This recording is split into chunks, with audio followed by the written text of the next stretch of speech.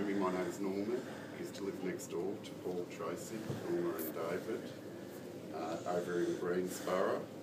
And when I was asked to say a few words about Paul, the first thing that sprung to my mind was the Cat Stevens song, "Remember the days in the old schoolyard." And basically, they really were the days in the old schoolyard, because the schoolyard was our backyard where we used to live.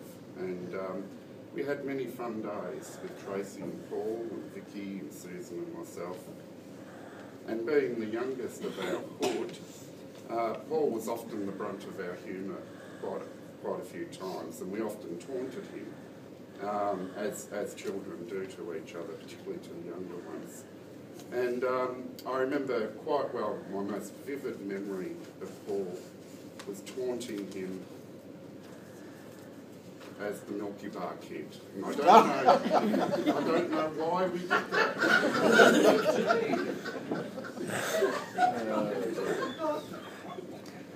We loved it. We all had lots of fun together, and we all became so close that we considered each other to be family. So, you know, and the loss of Paul is a great shock to us all, and it's like almost we've lost a brother in many ways.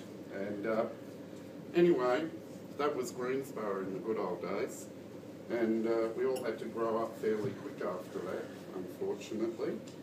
And much more so for Paul, I suspect. And it was rather awful having to endure Auntie Norma, Tracy and Paul's mum, passed away from a brain tumour. And that was very tough. It was very tough for us all. And I particularly feel for Paul, because Paul had seen what it was like to go through. And here he was, going through exactly the same thing. So it was very, very sad. Paul struggled a lot at school with dyslexia. I was going to say lysdexia. And I remember him quite well leaving school early to take up an apprenticeship as a pastry cook. And boy, he was a good pastry cook, very good. And I guess working those long nights and sleeping all day sort of helped Paul in many ways to get through the trauma of Norma's death. And eventually that sort of led to Tracy and Paul going their own separate ways, travelling a lot overseas. And Paul set off to Japan on a working holiday. And we all thought it was quite funny, because Paul, you know, had a few learning issues at school and that, and suddenly he's in Japan teaching English. And then obviously he's a very good teacher, no doubt about that. And the holiday that Paul went on, really, the working holiday, basically became his life, his new life in Japan. And it was quite wonderful, really, because Paul found love there in Japan, and he found a new life as a father with a beautiful daughter as well. Hi, April.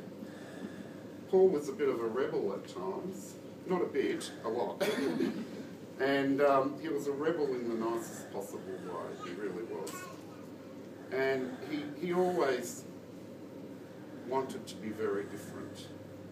He wasn't mainstream. He liked to do different things.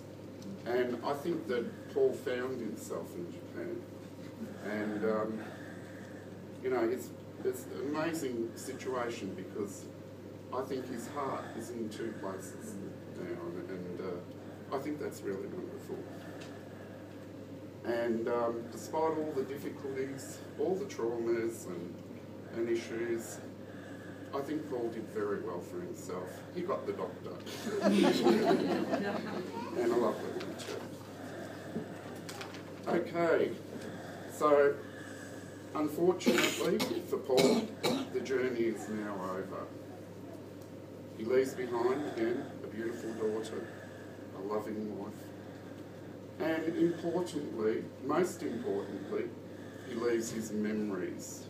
His memories are in us, and we'll carry his memories on in us. And we celebrate not so much Paul's passing, but the wonderful life that he had that touched all of us in many different ways. And we celebrate that life across not one, but 2 continents. And it's brought us all a little bit closer together for that experience. So rest in peace, Paul. We will miss you, but we'll never forget you. Well.